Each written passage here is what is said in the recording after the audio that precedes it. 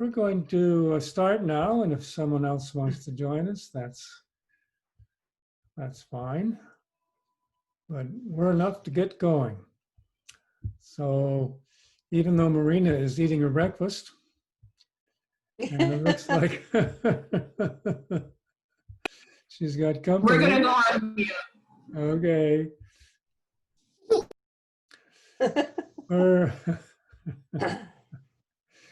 We're going to start with making our sound of Om together. Let's take 3 deep breaths.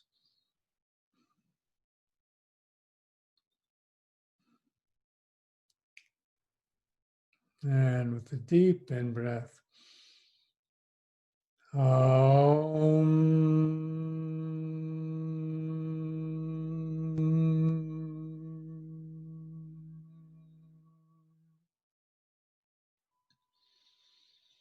Shanti, Shanti, Shanti.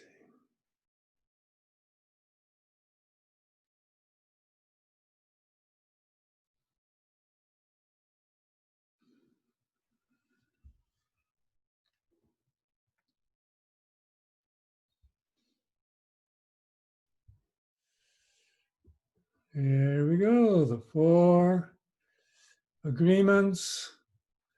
The second agreement is don't take anything personally. I've talked about this for the last 2 Sundays, and today we'll finish up our discussion of it. I thought it would be a good idea this morning to repeat a little bit of what we did last week with the first few slides, just so that we can really internalize it. And then I have a little exercise I hope you like that I prepared. Every mind is a world. Don't take anything personally. Let's use the power of imagination to create a dream together. Remember this? Knowing it's a dream.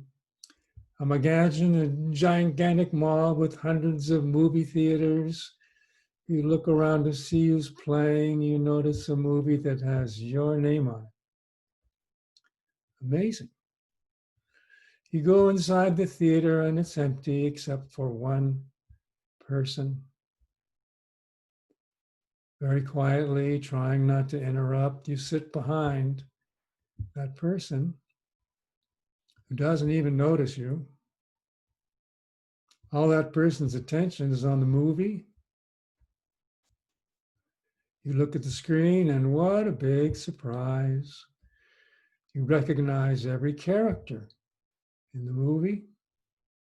Your mother, your father, brothers, sisters, your beloved, your children, your grandchildren, your friends. Then you see the main character of the movie and it's you. You're the main character. You are the star of the movie, and it's the story of you. There we are in that movie theater. And that person in front of you, well, it's also you. Watching yourself act in the movie. So here's the imagination in the dream, the movie theater. There's someone that is you down there watching it very intently. And you are also there in the theater, noticing the whole thing, noticing the screen, noticing the person, noticing the projector and the light of the projector shining down on the screen. Of course, in this movie, the main character is just the way you believe you are, and so are all the secondary characters. Because you know the story of you. Actually, the main character in the movie is just the way you wish to present yourself to the world. And you may believe that that is the way you are. All right, so that was just a little review from last week. Now I have a little exercise in mind, stepping back from your own mind. So this is going to be kind of a fast exercise. It won't take long. It does involve your participation. So I'm going to be asking you to do something. Does everyone know what twiddling your thumbs mean? Twiddling your thumb. You know what that means? It just means gently tapping your thumb and forefinger together. Sometimes we might do that. Yeah. It's something that we might sometimes do. Anyway, our little exercise is going to involve twiddling our thumbs. Ready? It's going to take about 60 seconds. Hope you have a good time. Twiddle your thumbs. Relax your hands on the surface in front of you or in your lap, whichever is convenient. Be conscious of your hands. Be conscious of your hands. Begin to twiddle your thumbs, just touching your thumb and forefinger. Should be easy to do. And keep twiddling until the exercise is over. It's not going to last very long. Keep twiddling. Refocus your attention on the computer screen, on the slides that are up here now. In your peripheral vision, notice your thumbs twiddling.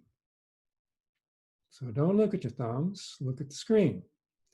But there's something called peripheral vision, and in your peripheral vision, you can notice your thumbs twiddling. Attention on the screen, peripheral vision notices the thumbs. Close your eyes, but keep twiddling. Now in your mind, go into the movie theater of yourself. Thumbs are still twiddling. In your mind, go into the movie theater of yourself. Imagine yourself sitting in the theater. Keep twiddling. On the movie screen, imagine you are acting and your thumbs are twiddling on the screen. See yourself on the screen and your thumbs are twiddling. Slowly open your eyes. Slowly, still twiddling. In your mind, can you still imagine yourself twiddling on the movie screen? At the same time, in your peripheral vision, can you see your thumbs twiddling? So in your mind, can you see the image of yourself twiddling on the movie screen? And at the same time, in your peripheral vision, can you notice your thumbs twiddling?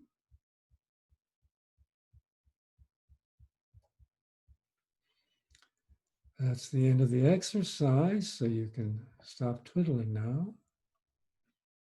Or you can keep twiddling if you enjoyed it.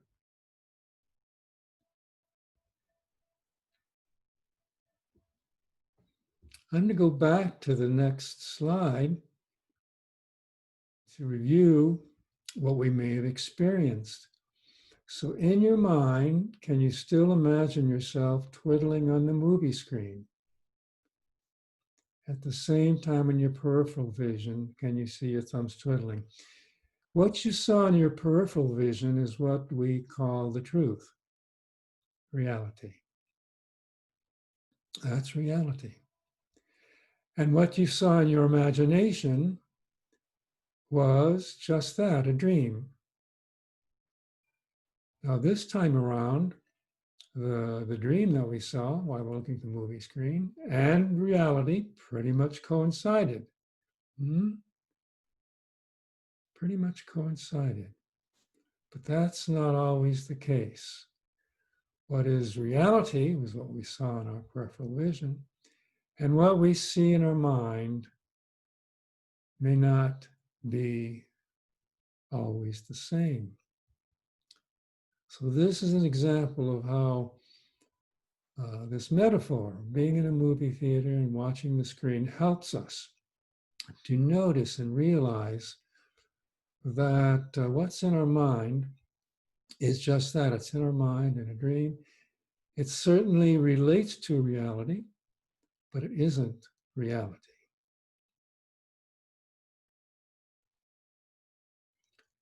Any questions or comments about this exercise?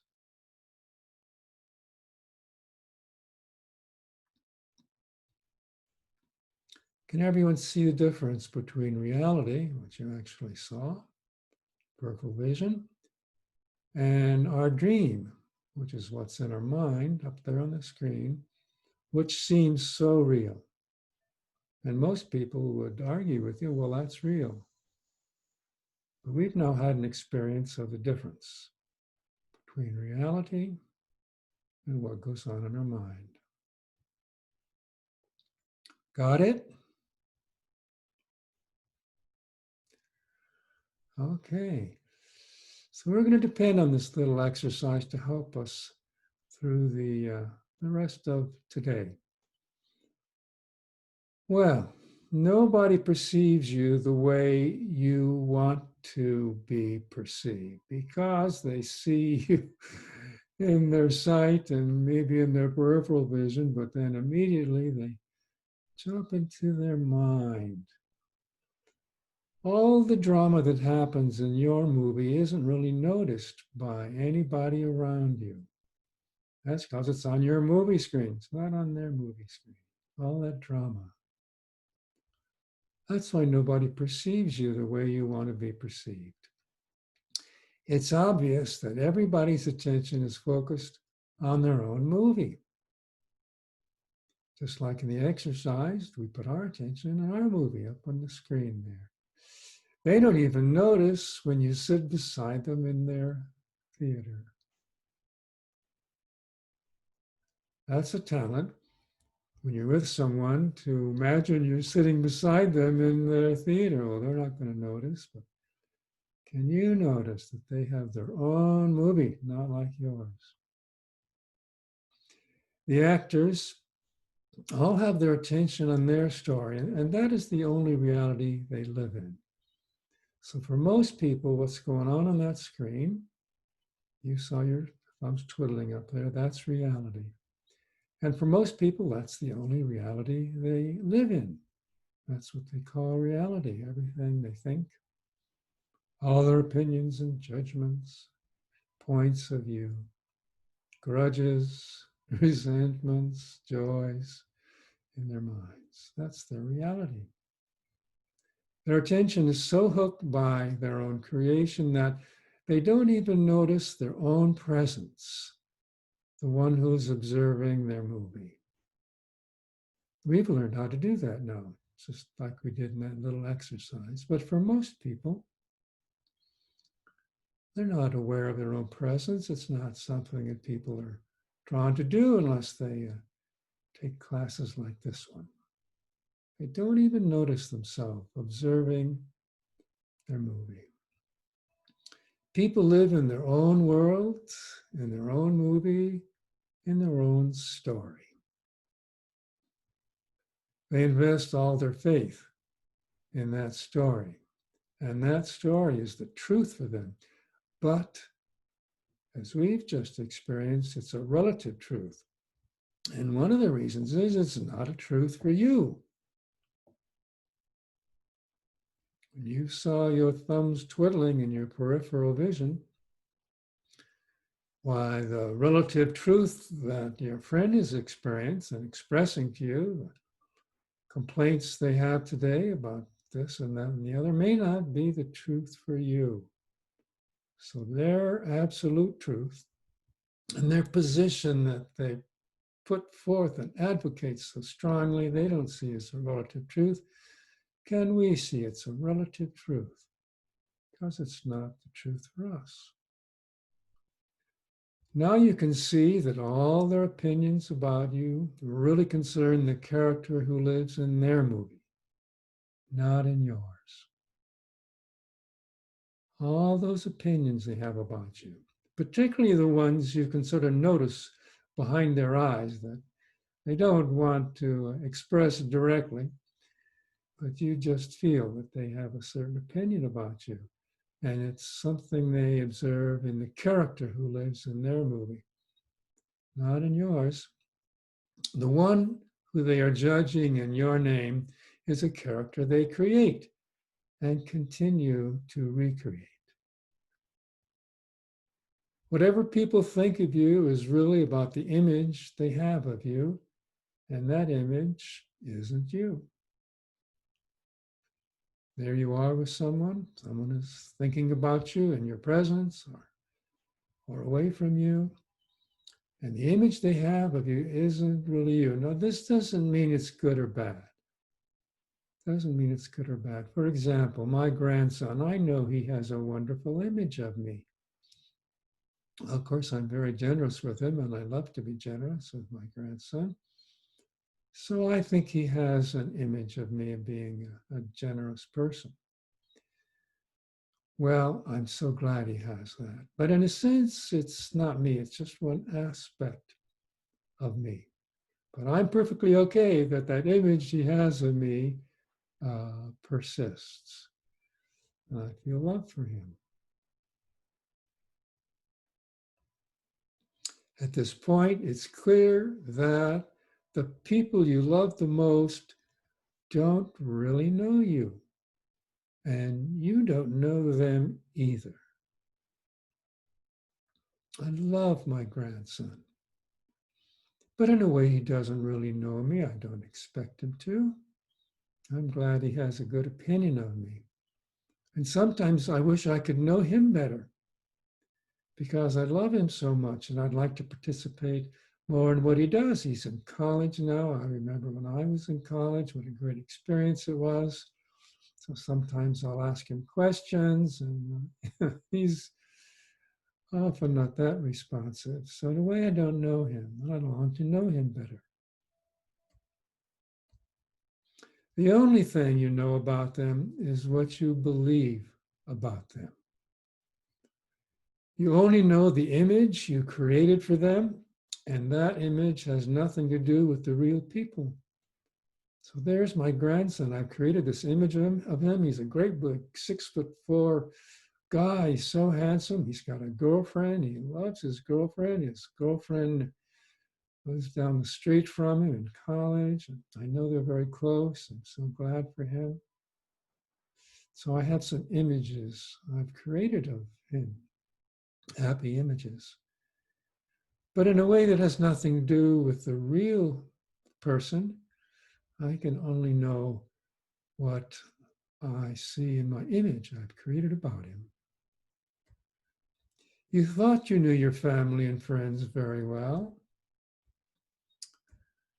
Truth is, you have no idea what is going on in their world, what they are thinking, what they are feeling, what they are dreaming. My grandson, for example, I know that he likes to project a certain image and have people see him a certain way. I found that he has certain, well, I would call them perhaps weaknesses, which I noticed when he was growing up. I don't think they've gone away.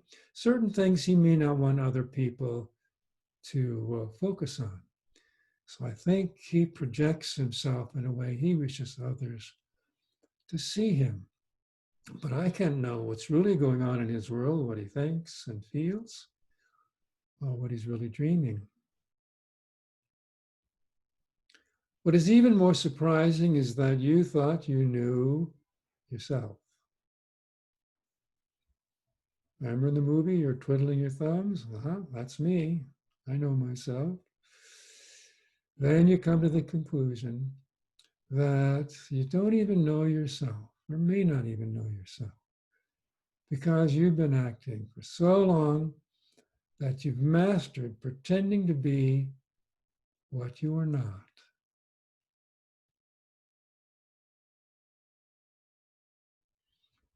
I would say this is an interesting assertion by Don Miguel Ruiz. I think many people pretend a lot to be what they are not. For those of us on a spiritual path, I believe that part of our spiritual path is pretending to be more and more what we are, and being more and more open about what we are, and accepting ourselves exactly the way we are, and being willing to project ourselves the way we really are, which doesn't mean burdening others with any issues that we have, anything we're upset about or wish things were different, but just our basic in our basic presence. So we've mastered pretending to be what we are not to some extent, and on our spiritual path, perhaps we remaster pretending to be more and more what we are. But we're probably not altogether there yet. With this awareness that we're probably not projecting ourselves, seeing ourselves in our mind exactly as we are, you realize how ridiculous it is to say, my beloved doesn't understand me. Nobody understands me. No, we don't say that, do we? Nobody understands me. But have you ever heard someone say that? Oh, poor me. Nobody understands me. My beloved doesn't understand me. You don't even understand yourself. Not 100%. Your personality is always changing. Mine has. I know mine has changed. I can't say that there's been giant movements from one day to the next, but I perceive that over time my personality has changed. Some things have stayed pretty much the same. Other things have changed. So we're changing from one moment to the next, actually according to the role you were playing, according to the secondary characters in your story, according to the way you were dreaming at that time. So let's look at how our personality changes according to the role that we're playing. At work, your personality is completely different. Well, I don't work at a business anymore. Most of the work I do is for the church. I go to church meetings. And I notice that my personality is different there. With your female friends, it's one way. With your male friends, it's another way. I notice I have one personality when I'm at church doing some work at a meeting. I notice in my writing group, I have a different personality. I express different aspects of myself that I wouldn't present in a church meeting. And here in our second tier circle, what's the personality that I'm using? Well, it's one of being a facilitator. Being the role of a facilitator, now I try to act the role of a good facilitator. I have some female friends and I behave one way towards them. With my male friends, it's quite another. Hey, guy, give me 5. I don't do that with my female friends. But all your life, you made the assumption that other people knew you so well. Didn't we? Did you make that assumption? That other people knew you so well, they saw who you were? And when they didn't do what you expected them to do, well, thought they knew you well, you took it personally. They didn't do what you expected them to do. You took it personally and reacted perhaps with anger. You said something that you didn't mean in any particular way, and someone reacts with anger. Then you use the word to create a lot of conflict and drama for nothing. You said, why are you angry at me? You have no right to be angry at me. You think I meant something. I didn't mean that. So you use the word to create a lot of conflict and drama for nothing. When we take something personally and react with anger, what's another course that we could choose instead of using the word to create conflict and drama? What's another option?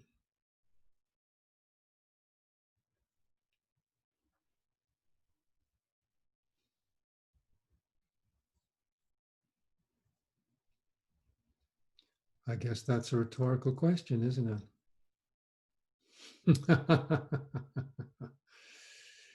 You took it personally. So instead of reacting with anger and taking it personally, maybe we've trained ourselves to take a breath. Is it using the word like against? Isn't that like one of the agreements? You've broken the agreement. Number one. Agreement number one is be impeccable with your word. So when you use the word, you create a lot of conflict and drama for nothing. Are you being impeccable with your word? Is that what you're saying? You are.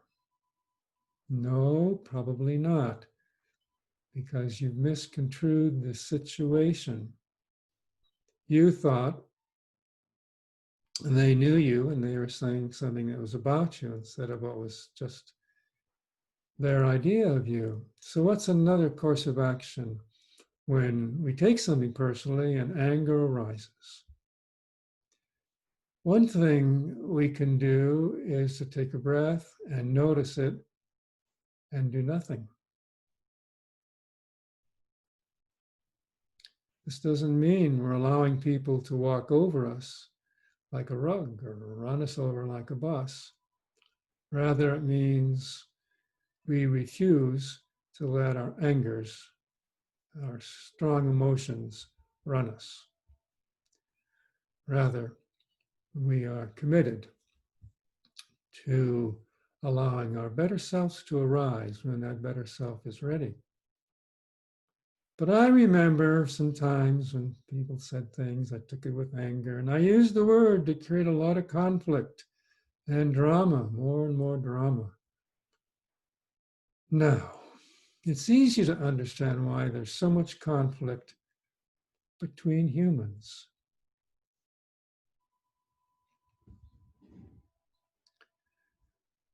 The world is populated by billions of dreamers who aren't aware that people are living in their own world.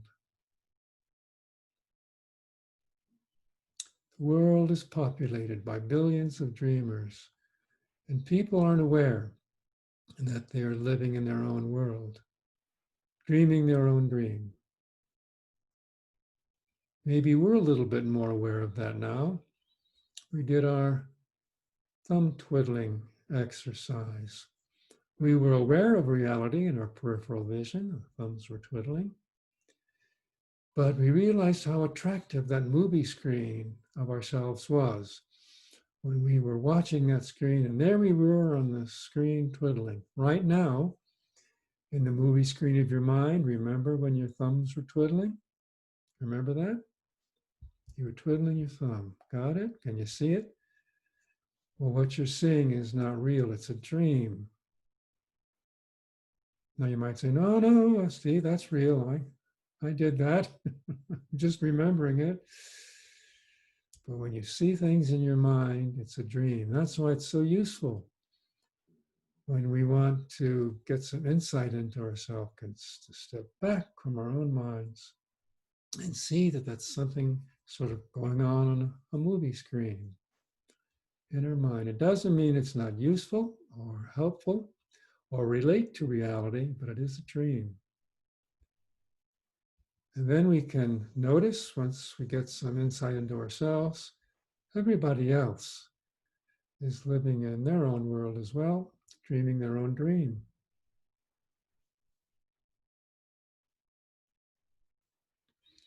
From the point of view of the main character, which is their only point of view, everything is all about them. Remember when everything used to be all about us? Well, from others' point of view, which is their only point of view, everything is all about them. I can think of a particular person who's in the political scene right now, who is one of our candidates in the upcoming election. And my experience of one of the persons in particular is that everything is all about that particular person. That seems to be the only point of view that person has. Everything is about me. When the secondary characters say something that doesn't agree with their point of view, what do? They get angry and try to defend their position. Well, this isn't true for us. We're more evolved, right? Aren't we? Or are we? But you can see in others when something comes up that doesn't agree with their point of view, they get angry and go on social media.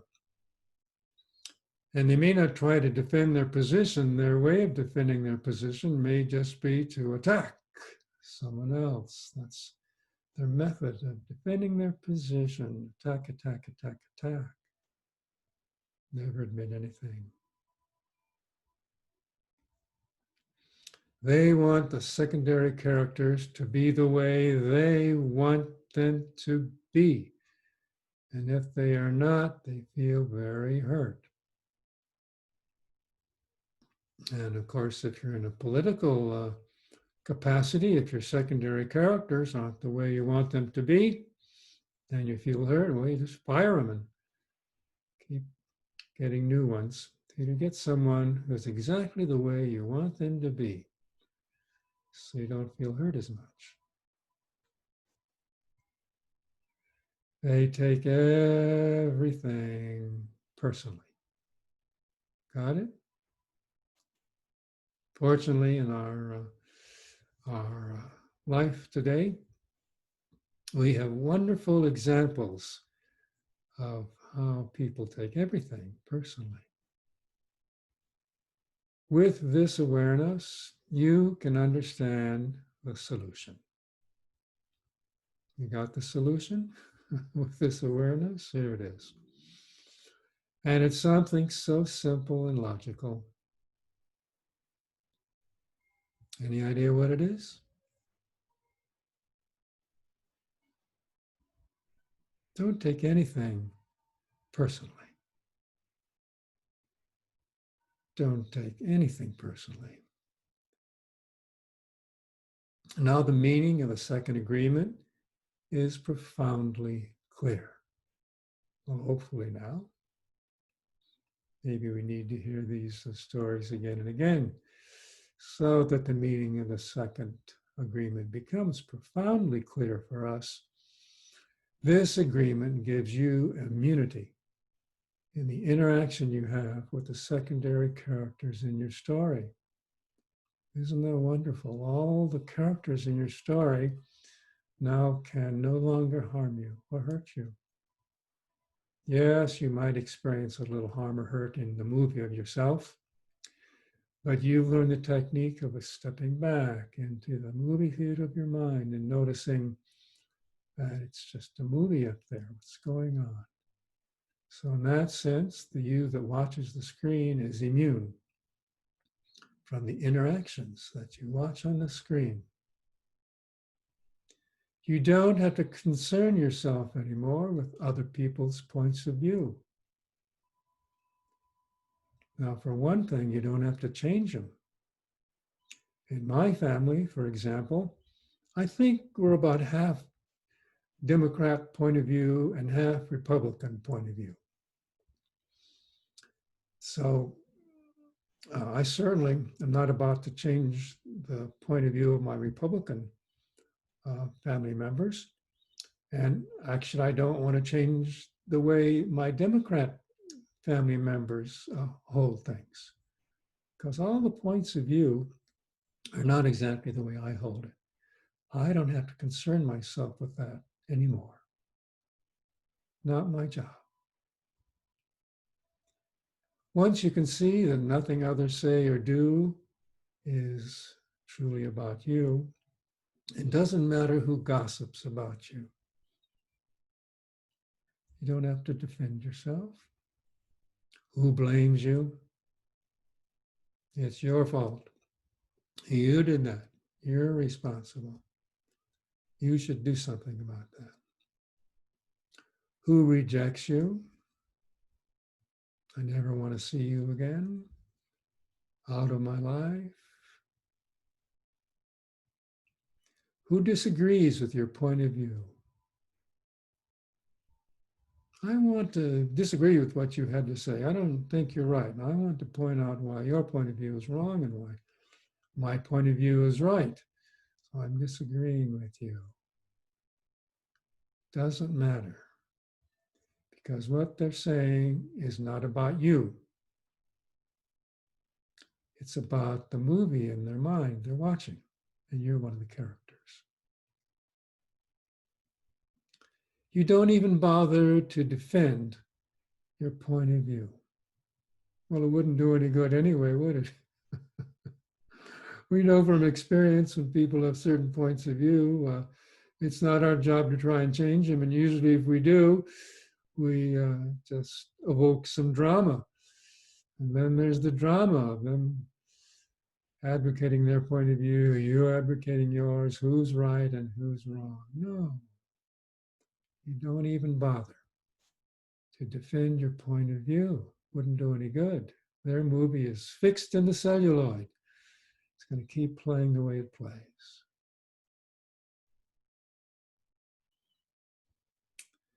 You just let the dogs bark, and surely they will bark and bark and bark. So what?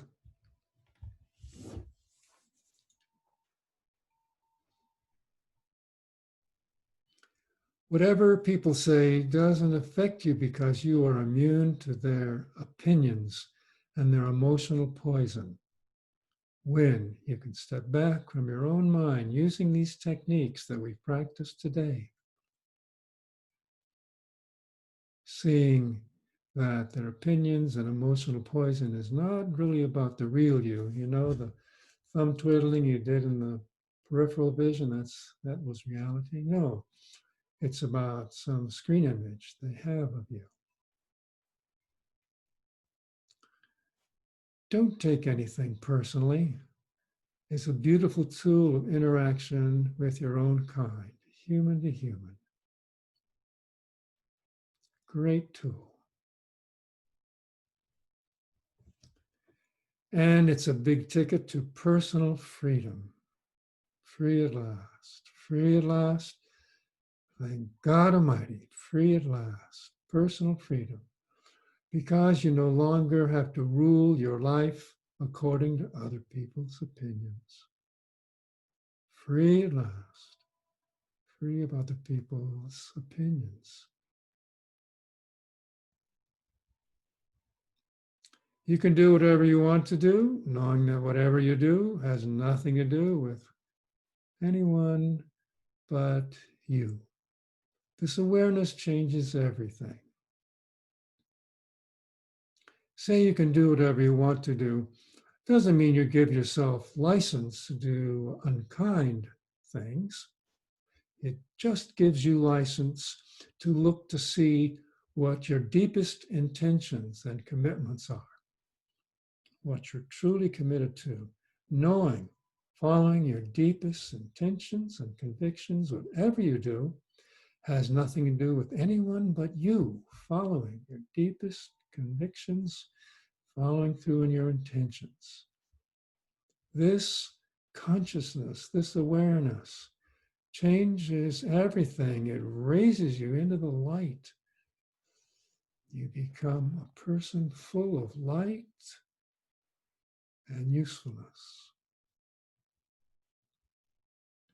Remember, awareness of the truth is the first step to self-mastery, which Marina brought up, and that's what you're doing right now. Awareness of the truth. Be impeccable with your word. You're being reminded of the truth. Now that you understand this truth, or maybe you don't fully understand it, at least you've had some taste of it. Now that you are aware, taste it, how can you take anything personally anymore? You can laugh at yourself. Go back to the movie screen. The reality is you're twiddling your peripheral vision, but up on the screen, there you were on the screen twiddling. Well, let's have a laugh at that. That was just going on in my mind. That was going on in my mind. And so how can we take anything personally anymore when that's how we experience reality most of the time in our minds?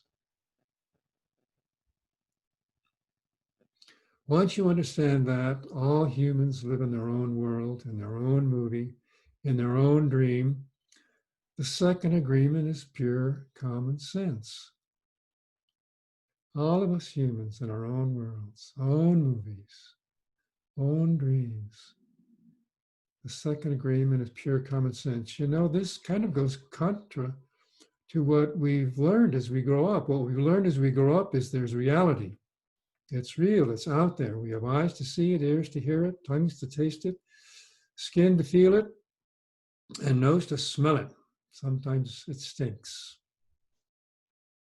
Sometimes it smells like flowers. And it's real. And we see it, and everyone else ought to see that reality like we do. No.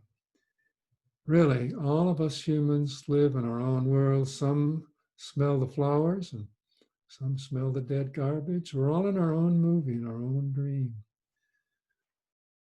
Tasting what's sweet or tasting what's sour. We're all in our own dream.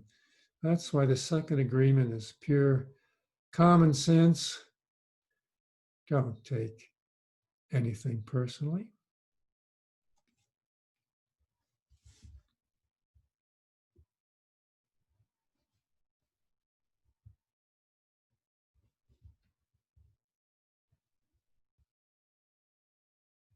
Well, you kind of got dumped on with this don't take anything personally idea today from many points of view. This concludes my prepared remarks. So I'm going to switch us out of the share mode.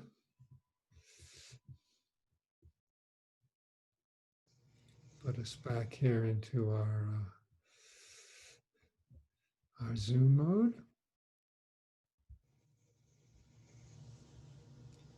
Folks, we've finished this second agreement. Don't take anything personally. I want to thank you. You've all done a good job. You participated in my silly little experiments. Perhaps we have internalized to some extent this agreement and are willing to make the agreement with ourselves. Don't take anything personally. Anyone like to say anything or have any questions before we close our session for today? Yes, I would like to comment on knowing oneself. And also the phenomenon of feeling that no one understands you. And that's something that I have also noticed. And especially when it comes to communication, there's this idea that like 80% of communication is like miscommunication. As in, sometimes there's so many different ways to like interpret how we're communicating that people don't always like interpret it correctly. And even on kind of understanding other people, like interpersonal relationships, we use the term like I know you in like very different contexts. Like something just be like, oh, I know you because we went to like the same high school or something. But or sometimes I say I know because we've been in this group for this amount of time. But hmm. But I always find that, like you said, they don't really know us. I guess they know like some portion of us or how we were in that particular time. Right. Yeah. Yeah. And also the thing is that they oftentimes have the feeling that other people don't, really know me. And then I realize that I don't really even know me because I think I'm this way, but I'm actually like this way. And yeah, it's kind of a weird thing because um, hmm, I think it is kind of easy to get confused in terms of like who you are since there's like lots of like different messages and cultural conditioning about who you should be and what's like virtuous and what's like the good life. And I mean, that might apply to like some people, but it definitely doesn't apply to everyone because everyone has like their life path. Mm. Mm. And in a way, you don't really need to like know yourself intellectually, but I think it just helps like observe yourself and how you are, how you are like an aspect of life. Mm. Kind of like how you are a flower that is blooming and um, just observing that you are blooming. Yes, we observe that we're blooming. There may be some sadness in the realization that others don't really know us exactly the way we are. We may wish that others knew us better for the way we are. And there may be some sadness there if we experience them uh, seeing us not the way we wish they would see us. There might be some sadness there. We can step back from that sadness when we realize that in some ways we don't even know who we are. Really, we have these images of ourselves in our mind. We tell ourselves these stories about ourselves in our mind.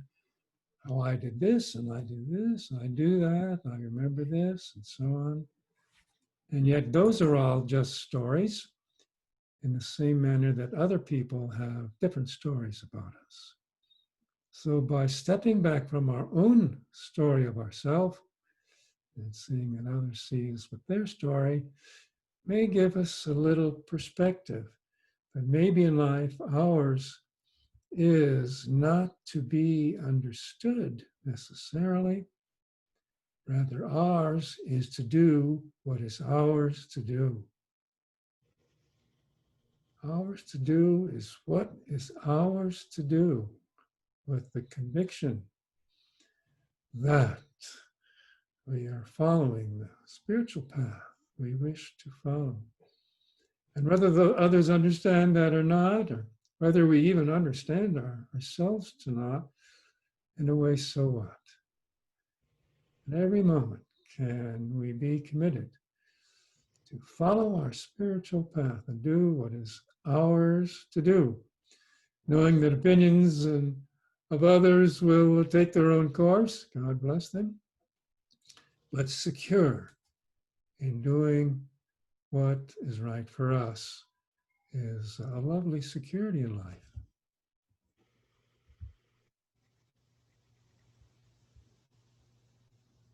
Thank you, Della, for sharing. Any other shares before we close? It's about time to close.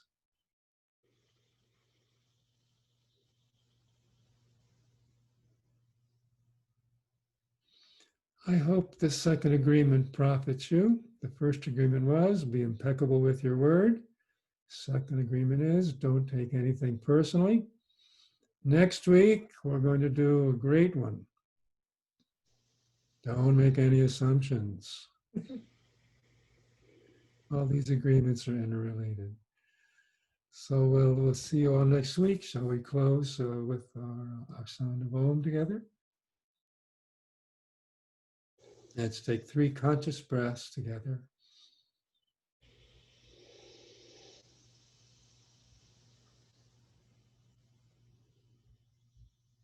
And with a deep in breath.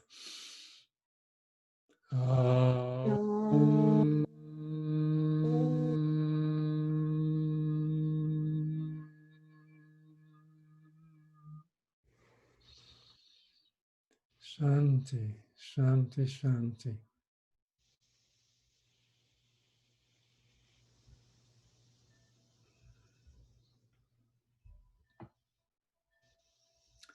May you all go in peace.